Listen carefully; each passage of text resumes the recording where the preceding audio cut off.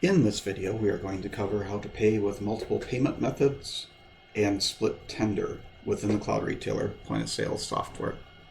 So one thing we need to double check before going into the POS screen is we are logged into our back office manager part of Cloud Retailer, and we're going to double check and make sure our payment methods, or what I like to call tender types, are set up to allow for split tendering.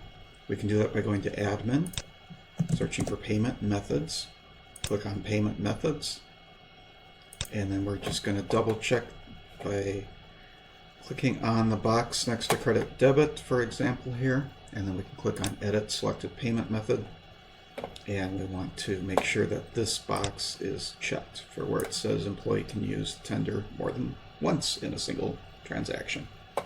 Now if this was unchecked and I checked it, I do need to hit save and close for the changes to take effect, and then allow the point of sale part of the software to resync. So it takes about a minute or two for it to update the point of sale.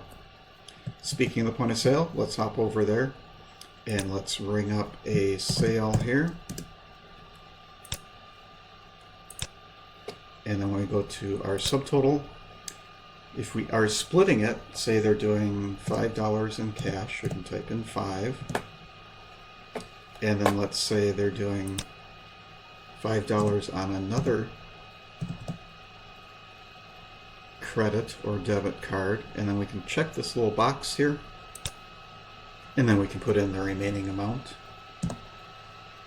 here, and that will give us to where we are good to go. So they put 5 in cash, 5 on one credit or debit card, and $6.41 on another credit or debit card. That's all there is to it. Thanks for watching.